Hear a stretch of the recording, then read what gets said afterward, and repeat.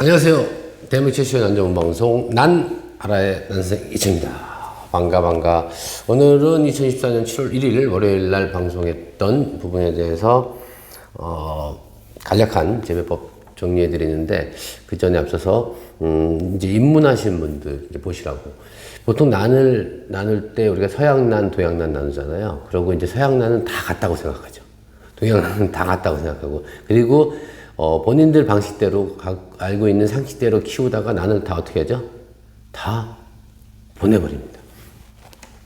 물론 여러 가지 이유가 있어요. 뭐 심는 합식분, 뭐 합식해서 아니면은 뭐 하여튼 그 선물용으로 이렇게 크게 관엽하고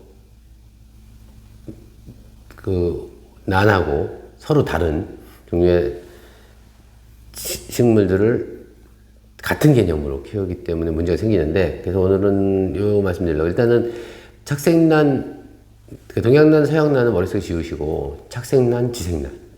그래서 지색난의 대표적인 게 뭐죠? 신비디움. 그리고 동양난, 소위 말하면 출란, 한란, 뭐 보세 이런 것들은 땅에 뿌리를 두고 하는 난이기 때문에 아예 재배법이 틀리죠, 환경이. 그리고 나머지 요즘 인기 있는 보통 우리가 서양난이라고 하는 모든 난들은 거의 다 착색난입니다. 그럼 착색난이면 걔네들 다 똑같이 키우냐? 그러진 않아요. 그래서 오늘은 난초가 기원전이냐 하여튼 8,500만 년 전에 나왔죠. 그렇게 설이 아니라 그게 정확하지 않았었는데 몇 년 전에 그 호박이라나요? 피디님? 화석. 거기 화석에 벌이 이렇게 있는데 그 난 꽃가루 있죠. 꽃가루를 품고 있어서 그걸 분석을 이렇게 했더니 기원전 8,500만 년 전이라고 합니다. 그래서 대만에서도 난전시회 때 저희도 가서 봤지만 공룡 같은 거 이렇게 막 이렇게 있었잖아요. 왜냐면 그게 공룡이 멸종하고 난이 이제 많이 왕성하게 번식했다는 그런 표현을 하려고 했었는데, 오늘은 이 지구상에 지금 한 800속 3만여 종인데, 그 중에서 원예적 가치, 상업적 가치가 있고 원예적 가치가 있는 품종들을 저희가 5대속이라고 하잖아요. 그럼 뭐가 있죠? 첫 번째, 가장 먼저 떠오르는 게 덴드로비움. 덴드로비움에는 또 두 가지 있죠. 하와이계하고, 그러니까 더운 거하고 노빌계, 노빌 타입은 저온이 있어서 같은 덴드로에도 틀린 거예요. 그 다음에 호접난. 호접란은 전 세계에서 가장 많이 팔리죠. 예전에는 덴드로비움 중에 덴파레라 그래서 덴드로비움 팔레놉시스, 그래서 호접란 닮았다 그래서 덴드로비움 팔레놉시스, 그걸 약자로 덴파레라고 해서 태국에서 어마어마한 양을 키워서 전 세계에 판매를 했고, 국내에서 한 2천만 개 정도가 소요되다가 지금은 거의 없어졌죠. 왜요? 키우기 쉽고 대량으로 키우고 좋은데 호접한테 밀렸죠. 이유는 개화 조절이 안 돼요. 일시 확 나오니까 농가에서 조절이 안 되니까. 그랬는데 그거보다 꽃이 훨씬 더 오래 가고 좋은 이제 5대속에 들어가는 가장 많이 판매되는 게 뭐죠? 호접란. 저희 이온난 농원에서 하는 거는 그런 대량으로 재배한 호접란이 아니라 원종 위주로 많이 팔고 있죠. 그래서 호접도 굉장히 인기가 있어요. 근데 그 중에서 경매장이나 이런 데서 우리가 흔히 보는 선물용으로 보는 거는 개화 조절이 가능합니다. 심지어 어느 정도까지냐면 네덜란드 같은 데서는 몇만 평을 혼자서 키웁니다. 자동으로. 어떻게요?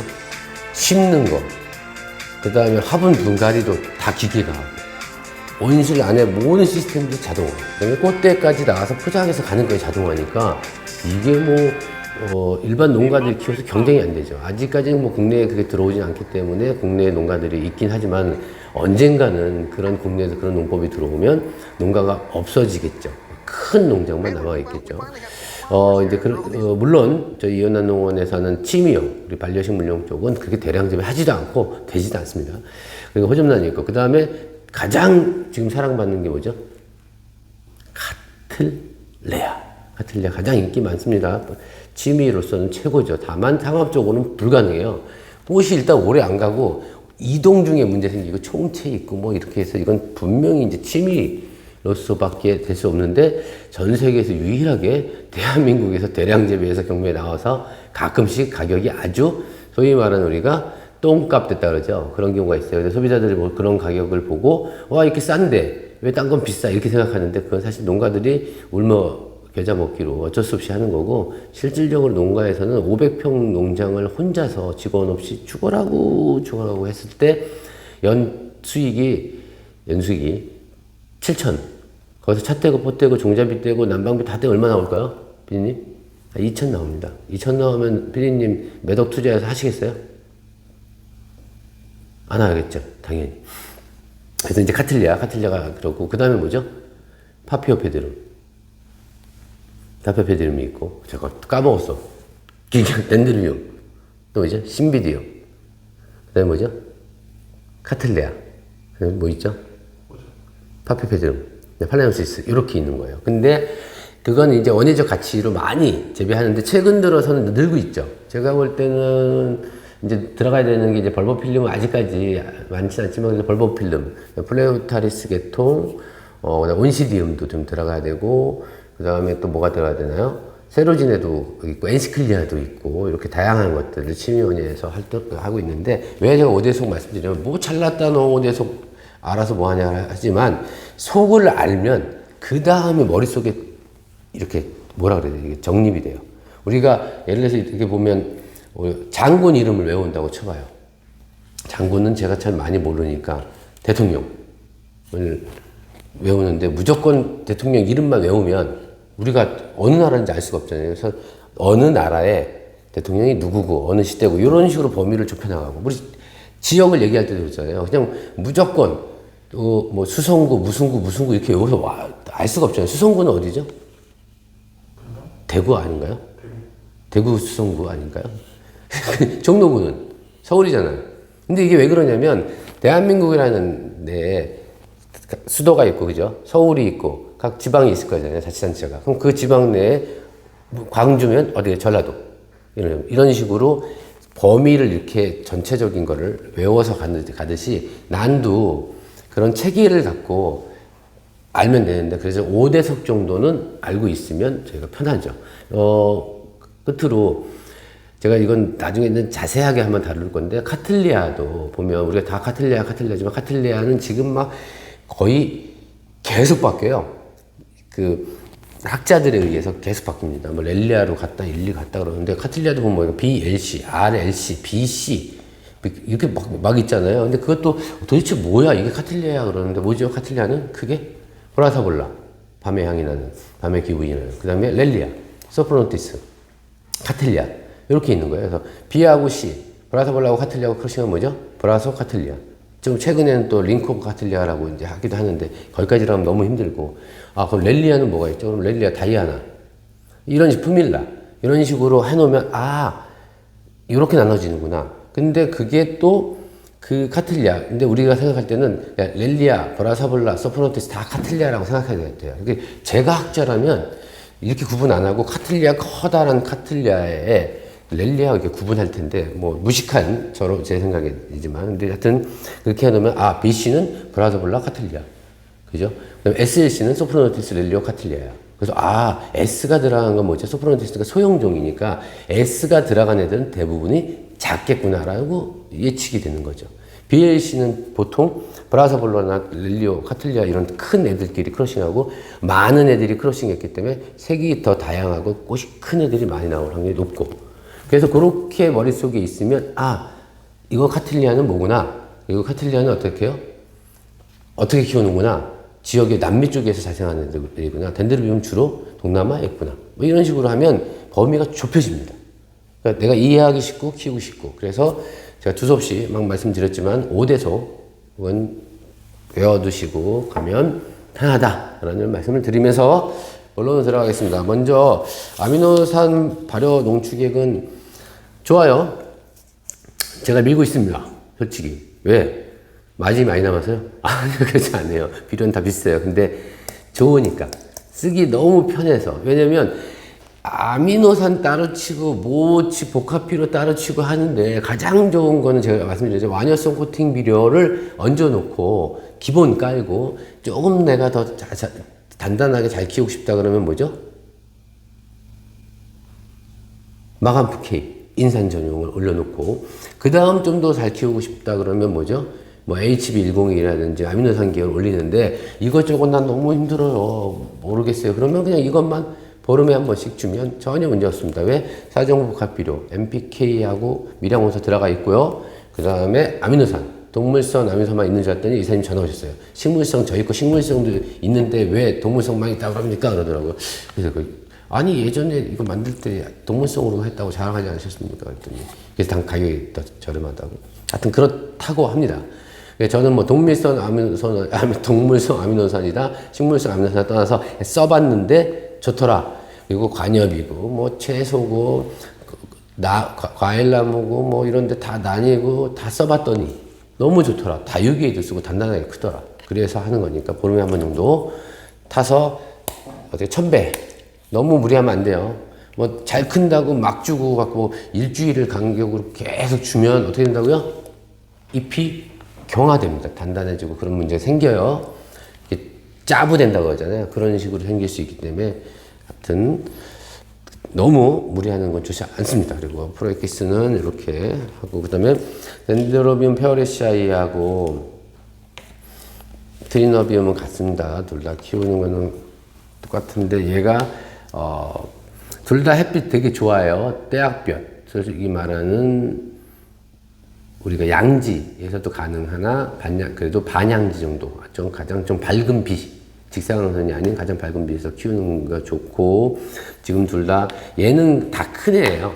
이거는 트리너비움 다 큰 거고, 얘는 이제 자라는 애기 때문에 받으시면 비료 오스모코트 같은 거 올려주시고, 올려주시면 좋습니다. 그렇게 올려주시고, 그리고 특별한 건 없어요. 그냥 그쪽에서 키우는데, 제가 아까 초반에 얘기했을 때 착색난초는 지색난초하고 가장 다른 부분이 뭐냐면, 지색난초는 물을 완전히 말렸다 주는 게 아니에요.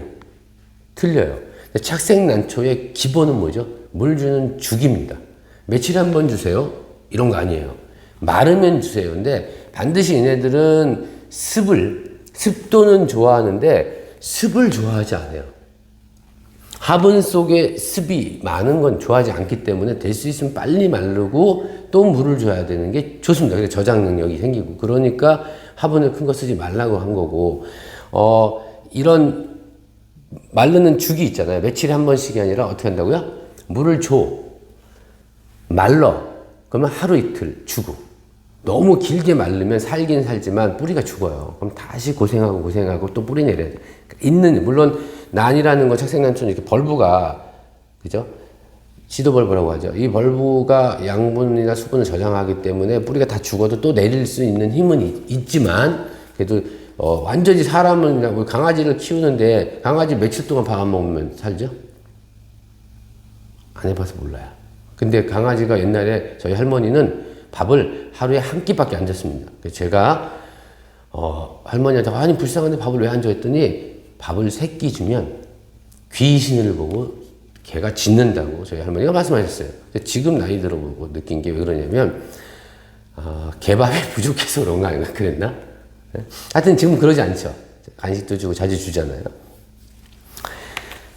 사람도 일주일 안 먹고 또 먹을 수 있어요. 근데 탈나잖아요. 똑같아요. 소화되면 먹는 거고, 소화되면 먹는 게 좋잖아요. 그리고 간헐적 단식을 하지만 얘네들은 소화됐다는 뜻이 뭐예요? 물이 마르고, 그래서 호흡을 하고 충분히 자기가 갖고 있는 수분을 좀 쓰고 다시 마르고 다시 주는 거예요. 마른지 젖었는지 모르겠으면 손을 대보고 눌러보면 알죠. 이렇게 하면 물 나와 축축해. 그러고 얘는 꼬득꼬득해, 물이 잘 안 나와. 하지만 수분이 있는 느낌이 들어. 뭘로 하냐? 손으로 만져보면 알잖아요.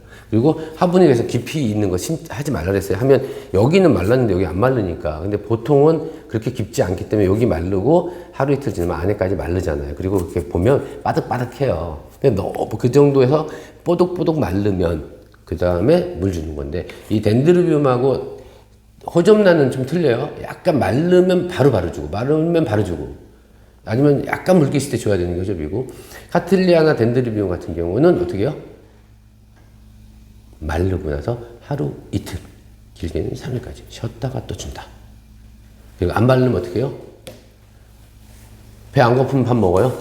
똑같은 겁니다. 이렇게 키우시면 쉽고, 나중에 저온처리 이런 거는 지금 말씀드려봤자 힘드니까 나중에 가을 되면 또 제가 덴드로비움 다룰 테니까 그때 또 들으시면 되겠습니다. 그래서 이렇게 키우시면 되고, 분갈이 둘 다 안 해도 되고 해도 되는데 저는 안 하는 걸 권장해 드립니다.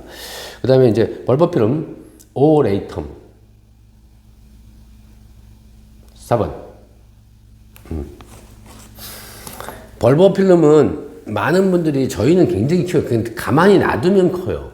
근데 가정에서 의외로 많이 죽여요. 그 이유는 인즉슨 벌버필름은 토분에 심는 것보다는 플라스틱 분이 좋습니다. 호저비하고 좀 비슷하다고 생각하면 돼요. 얘네는 과습해도 빨리 죽지만 물기가 살짝 계속 있는 게 좋아요. 살짝. 그런데 토분은 너무 바싹 마르잖아요. 그리고 분이 너무 깊으면 또 썩어서 죽고 그러기 때문에 될 수 있으면 벌버필름은 낮은 분에 플라스틱 분이 좋고요. 만약에 부작을 하면 수태를 많이 안 쓰고 물을 매일 주다시피 해야지 잘 커요. 그리고 가장 큰 거는 밝은 빛인데 뭐냐면 반그늘에서 키워야 되고, 벌버필름 무조건 뭐요? 반양지나 햇빛이 세면 무조건 마른. 근데 온실은 습도가 높으니까 그냥 냅둬도 걸어놔도 막 잘 자라고 하는데 가정에선 그러지 않기 때문에 공중 습도를 계속 유지 못하면 어떻게 해야 돼요? 물을 주고 자주 말르고 주고 말르는 주기가 빨라야지 애들이 더 좋아하죠. 근데 뭐 이만한 화분에 심고 한번 줘. 안 말랐나? 또 안 보고 또 봐도 안 말라. 어떻게 돼? 당연히 썩죠. 그래서 벌버필름은 토분보다 플라스틱 분이 좋고 습도를 유지시키는 게 좋다. 그래서 정 안 되면 벌버필름 난 매번 실패했다 그러면 이렇게 쟁반 같은 데 물을 담아놓고 이렇게 담고 그 위에 화분을 얹어서 물속에 담그지 마시고 얹어서 이런 식물들을 키우면 여기서 밤에 수증기가 이렇게 증발하면서 물이 증발하면서 수증기래요. 증발하면서 습도를 유지해주죠. 아니면 이렇게 커버 같은 거 씌우고 안에 넣어놓으면 더 좋죠. 이렇게 해서 키우시면 됩니다. 그리고 벌버필름도 비료 잘 먹어요. 비료 줬을 때 훨씬 더 잘 크니까 그렇게 키우시면 되는데 얘는 분촉해서 간 거고 분촉했기 때문에 뿌리가 살짝씩밖에 없어요. 뿌리 내려야 되기 때문에 이때 어떻게 하라고요? 살짝 마르는데 벌버가 쪼글쪼글해도 좋으니까 최대한 좀 말라서 얘가 보고 내가 뿌리가 없네. 너무 물이 없어. 어떻게 해야 되지? 나 뿌리를 내야 되겠네. 라는 생각을 하게 만들어야 돼요. 그러려면 물을 너무 과습하면 뿌리 몇 개 갖고도 자기가 막 새 뿌리 안 내리려고 하기 때문에 벌버필름뿐만 아니라 모든 난초들은 분갈이에서 뿌리가 없거나 약할 때는 좀 마르는 듯하게 키워서 벌브가 약간 쪼글쪼글해져도 괜찮아요. 그러다가 뿌리가 쭉 뻗으면 다시 펴집니다. 아시겠죠? 그건 다른 난초도 마찬가지예요. 그렇게 해서 키우시면 되고, 그 다음에 네오벤타미아 글라시스는 뭐 잘 큽니다. 이거 작은 애들보다 신기하게 큰 애들이 더 많이 나갔어요. 이거는 저 샘플로 놨던 거고 이렇게 했는데 얘는 뿌리가 보기보다 이렇게 보시면 얘 뿌리 재밌어요. 얘들 입이 야들야들하죠. 제 기억으로는 뿌리가 되게 두꺼웠는데, 네. 완전 라면 땅 같죠. 그죠? 얘는 저희가 키워보면은요, 그냥 잘 커요. 착생이 아니라 얘가 이렇게 보면 글라시스가 이게 지생처럼 키우는 게 훨씬 더 유리합니다. 얘는요. 그래서 수태 좋고요. 바크는 저는 권장하지 않아요. 만약 바크 쓰면 가는 바크를 쓰든가 아니면 피트머스나 펄라이트 이런 배수가 잘 되는 토양 있잖아요. 상토로 키우셔도 전혀 문제 없이 잘 클 수 있고, 저희가 재배해보니까 피트모스도 괜찮은데 피트모스는 물을 줬다가 마르잖아요. 안 먹어. 피트모스는. 그래서 다시 피트모스 전용 물을 흡수하는 용액, 갑자기 용어가 생각이 안 나네. 그거를 다시 줘야 돼요. 그래서 물을 흡수하기 때문에 피트모스로 키울 때는 심어서 키우고 너무 바싹 마르지 않게 줘야 됩니다. 그럼 일반 관엽들도 마찬가지예요. 피트모스로 키우는 애들이 한번 마르면 다시는 물을 안 먹어서 그렇게 플랜트 커버 같은 거 있죠. 이렇게 안에다 이렇게 넣어놓고 키우는 게 좋고, 얘는 너무 마르지 않게 키우면 되고, 얘는 그늘 아니고요. 반양지에서 조금 더 세도 돼요. 왔다 갔다. 근데 그늘로 가면 너무 길어지고 쭉 처져. 그래 모양이 안 예뻐요. 이렇게 반듯반듯하게 쓰려면 반그늘보다는 반양지 쪽에서 키우시고, 요런 거일수록 요런 스타일은 어떤 게 이제 제가 호접란도 될 수 있으면 토분 말고 플라스틱분 쓰라고 그러잖아요. 수분을 유지해야 되겠죠. 이런 애들도 마찬가지예요. 토분보다는 어떻게 해요? 플라스틱을 쓰시는 게 유리합니다. 그리고 꽃은 그냥 때 되면 피는 거고요. 그 다음에 스트리스 넥시포스.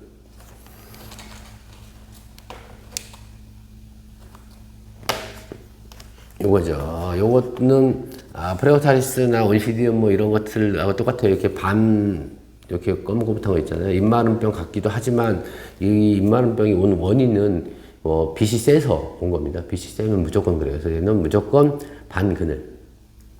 그래서 반그늘에서 햇빛이 적은 쪽으로 두고 키우고 얘네들도 물을 보면 뿌리가 되게 얇거든요.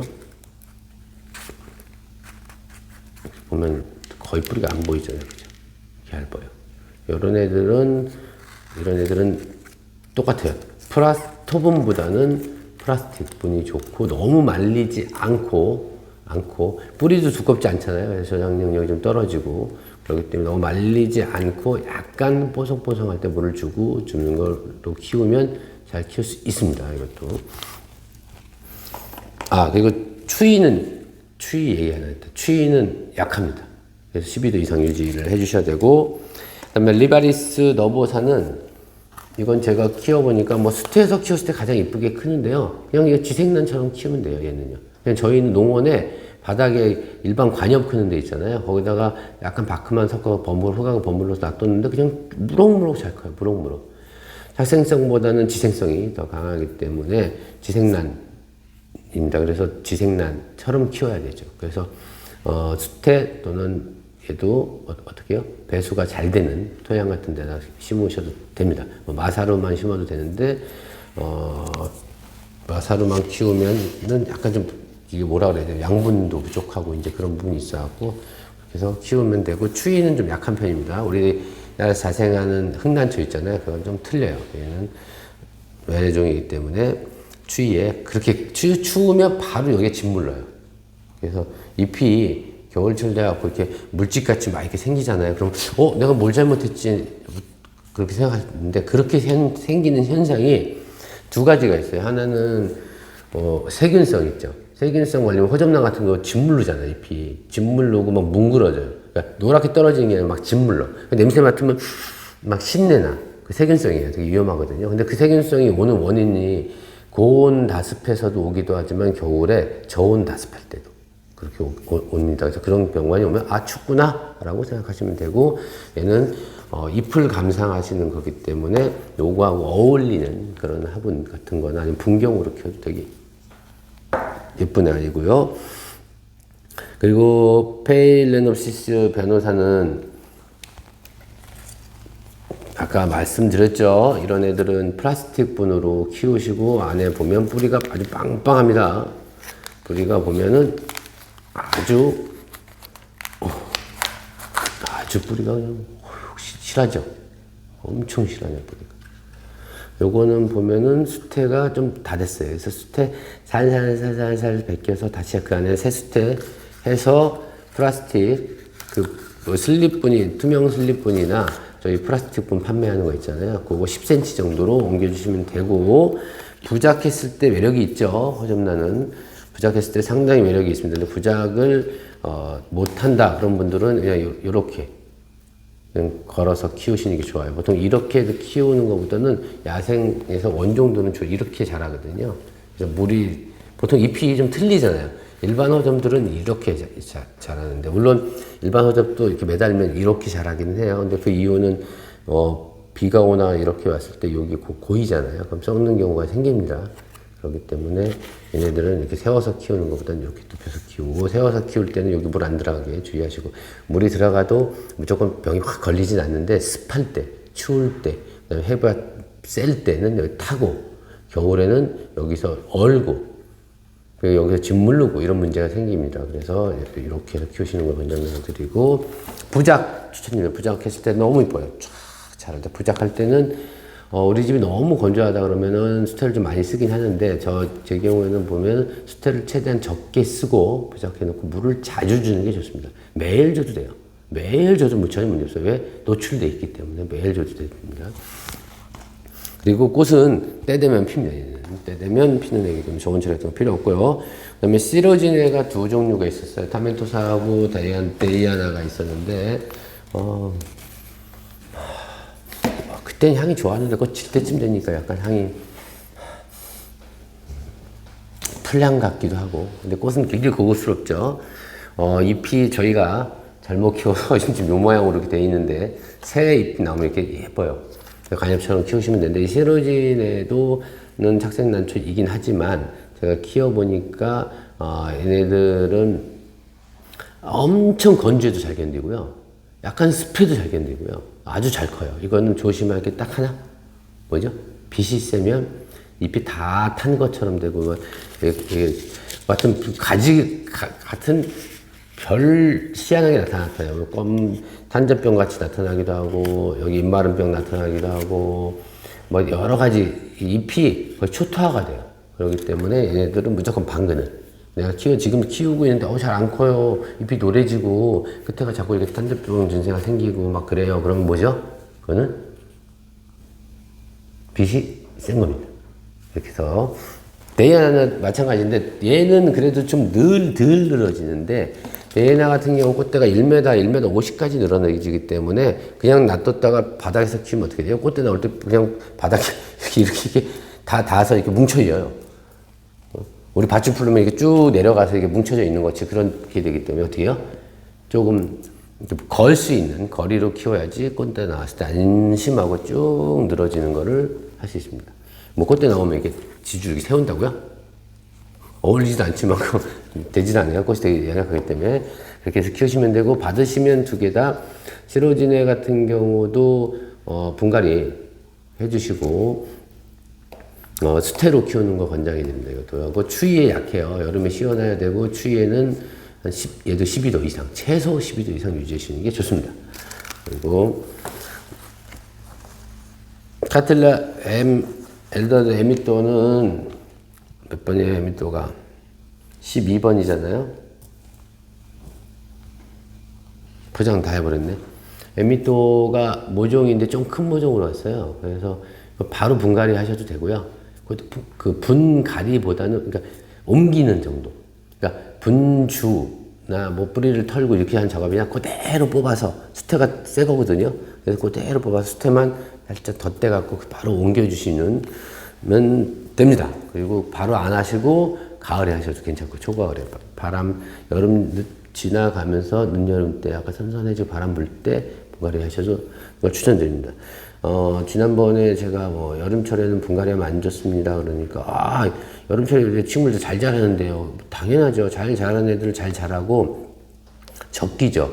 한여름도. 근데 어떤 게 있어요? 혹서기가 있어서 아주 더울 때, 습이 높고 이러는 때 분갈이 했다가 위험할 수 있으니까. 그때는 피하시라는 거지. 안 큰다는 뜻은 아니고요. 그 다음에 카틸리아 엘도라도 에미또 했고, 13번 모시아에는 모시아 세밀바도 이번에 엄청나게 인기 많았어요. 슬립분에 저희가 키워서 보내드리니까 요거 그대로 분갈이 하지 마시고, 여기 어느 정도 꽉 찰 때까지 그렇게 키우시면 됩니다. 이거는 분갈이 하지 마시고요. 그 다음에 나콘차이 3 골드 같은 경우는 여기서 꽤 묵어서 이건 무조건 분을 갈아야 돼요. 어차피 지금 꽃도 안 피거든요. 이거 굳으면. 그래서 눌러서 뽑아서 한번 뽑아볼까요?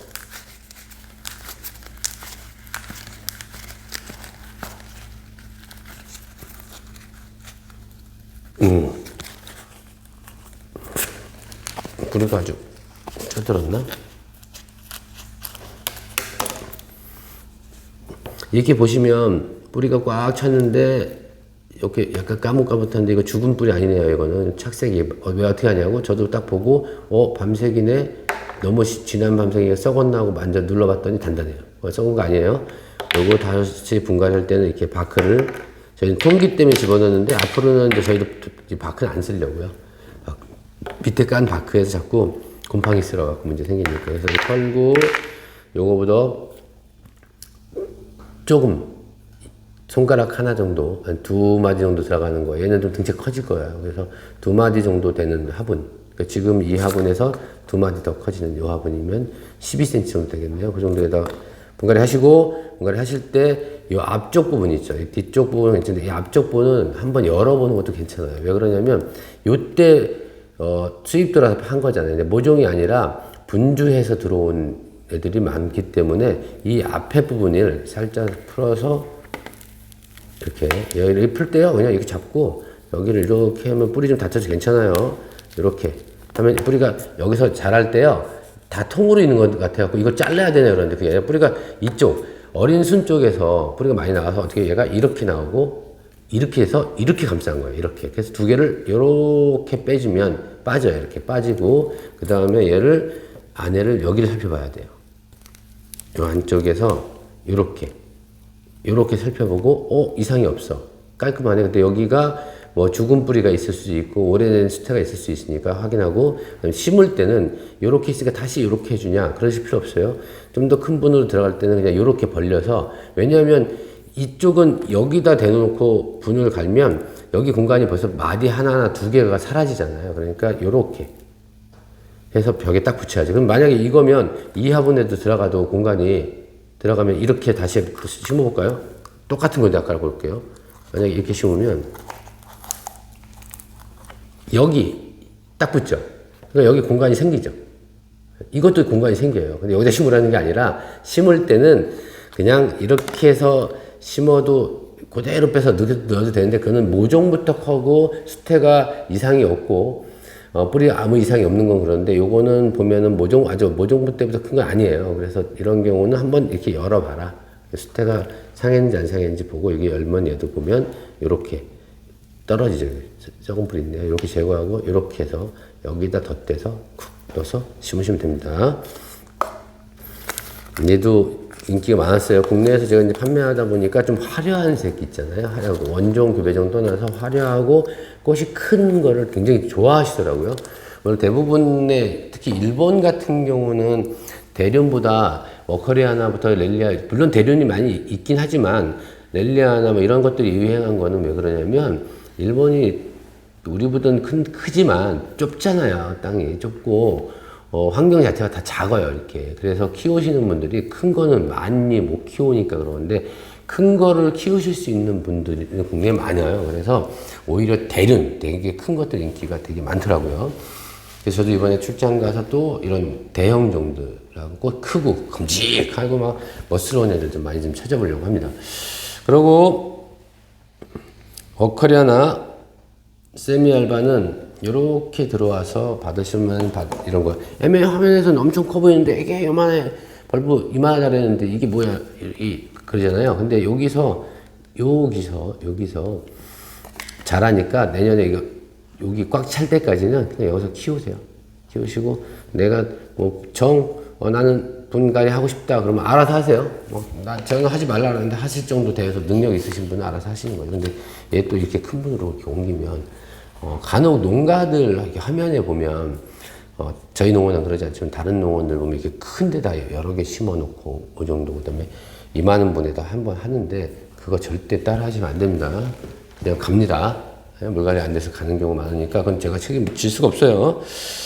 그리고 카텔리아 파프라타 플라미아 상기니아 개화주 파프라타 상기니아 개화주 얘네들은 다 알아서 잘 키우실 거예요. 뭐 매번 그러니까 큰 것도 똑같이 뽑아요. 근데 걔네들이 분촉한 거잖아요. 똑같이 아까 걔 누구죠? 나콘차이스리 레드처럼 이렇게 뽑아서 보고 뿌리 있나 없나 확인하고 갈라서 안쪽 분주할 때 옛날 부분이 뿌리가 대부분 썩어서 뭉쳐있든가 수태가 오래된 게 많으니까 그 수태만 제거하고 다시 분갈이 하시는 게 좋습니다.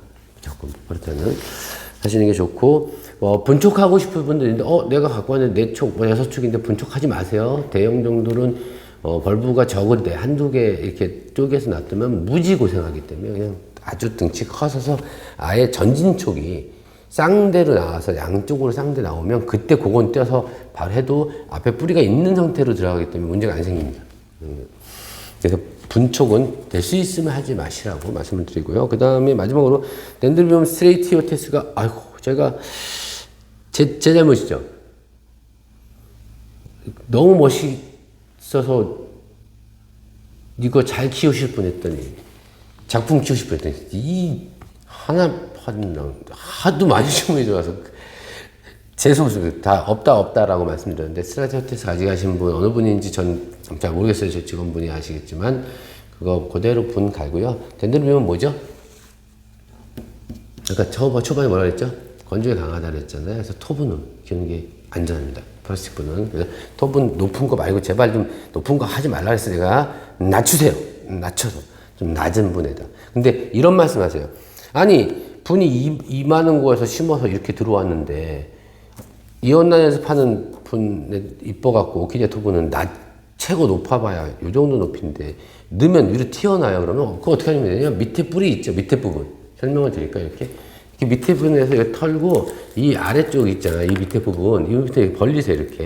이렇게 벌려서 넣으면 낮아지잖아요. 그죠? 그러고 심으시면 돼요. 근데 이렇게 높아져 있는데 낮은 분에 심으면 이게 뻘쭘하게 올라오잖아요. 그렇게 생각하지 마시고 그렇게 해서 밑에 뿌리는 건드려 돼요. 그래서 이렇게 좀 이렇게 펼쳐갖고 낮게 해서 심으시면 됩니다. 그렇게 심으시면 되고 마지막으로 제가 이걸 아까부터 꺼내놨는데 최근 들어서 병해충이 많고 이제 장마철 되면은 곰팡이부터 많이 들어오고 총체, 응이 막 짜증 나는데 이온 농장 거도 완벽하지 않아요. 저희가 주기적으로 살균하고 살충제도 치지만 당연히 대량으로 키우는 데서는 벌레가 안 생길 수가 없고 또 농가에서 벌레가 없었다고 쳐도 저희 거 택배 말고 다른 거 특히 매장 양재동이나 꽃시장은 낫만 있는 게 아니라 바글바글해요. 초하류 뭐 다 있어서 특히 카틀리아 같은 게 꽃피면 그리고 다 날라요. 다 와. 총체고 야 저기 좋은 거 같대. 맛있는 거 같는데 먹으러 가자. 우르르 다 가. 다 먹어. 그래서 집에 왔을 때 그런 걸 어떻게 처리하면 되냐면 무조건 새로 집에 들어오면요 이렇게 하시는 게 좋습니다. 딱 새로운 식물이 들어온다. 자, 첫 번째 알코올을 갖고 다 뿌려줍니다. 이렇게. 곳에는 뿌리지 말라고 그랬어요. 이렇게 뿌려서 그러면 알코올이 스며들고 흘러가면서 요 사이 이런데 벌레들이 있던 게 죽고요. 그 다음에 얘를 거즈 갖고 이렇게 싹 닦아줍니다. 좀 지나서 말라서 싹 닦아줘요. 그렇다고 알코올을 닦으면 반짝반짝 빛나냐 그러지 않아요. 또 얼룩은 그대로 남아있습니다. 이렇게 닦아주면 어떻게 돼요? 내가 몰랐던 응애라든지 아주 유충들이 눈에 보이지 않는 유충들이 딸려 들어왔다가 어떻게 해요? 일단 1차 제거가 되잖아요. 그러니까 안심할 수 있죠. 어떤 분들 막 소독 막 담그고 다 하는데 뭐 그거면 더 좋고 이렇게 하고 난 너무 벌레도 싫어. 그런 분들은 그냥 여기다 대고 비오키를 뿌려다 담궈 침전해도 되는데 그래도 안 되면 에프킬라 있잖아요. 에프킬라 칙 뿌리세요. 그런 다음에 잠시 후에 물로 흐르는 물로 쭉 내려주면 안에 있는 벌레 잡으면 우리 집에 벌레가 안 생기겠죠. 그리고 가정에서는 대신 바크보다는 수태 많이 쓰라는 이유가 수태가 벌레가 적게 생기고 바크는 벌레가 좀 잘 생기는데 뉴질랜드 바크는 그래도 벌레가 덜 생기는데 국산 바크 일반 농가에서 쓴 건 벌레 많이 생깁니다. 그러면 이상한 벌레. 저희 농원에는 뉴질랜드만 쓰니까 그런 건 없는데 초파리 같이 생긴 뭐 이상한 별 벌레들이 다 다니기 때문에 심지어는 바퀴벌레까지 다닌 적이 있습니다. 그렇기 때문에 알코올로 다 소독을 하고 그 다음에 한 번 더 해줄 수 있으면 이거 H2O2 수소가 2개 산소도 2개 수소도 2개 H2O2 욕심쟁이네요. 가산화수소를 뿌립니다. 뿌리하고 이렇게 그래서 난 가산화수소 냄새가 너무 싫어. 어렸을 때 이렇게 상치나 뿌리면 이렇게 보글보글 이렇게 오르잖아요. 그래야지 나섰다 소독됐다 하잖아요. 똑같아요. 가산화수소는 뿌리고 아까 같이 알코올처럼 닦으면 안 돼요.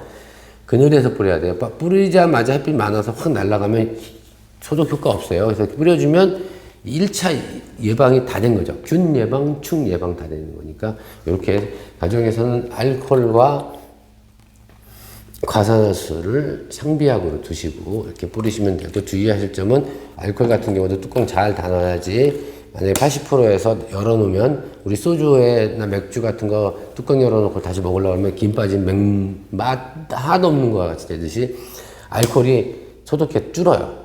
60% 70% 되면 뿌려도 안 죽습니다. 그래서 내가 알코올 뿌렸는데 안 죽어요. 이런 분들은 뭐냐면 알코올이 오래돼갖고 알코올 효능이 퍼센트가 낮아진 거기 때문에 그렇게 하시고 상비약으로 이렇게 뿌리시면 도움이 된다. 라는 말씀을 드립니다.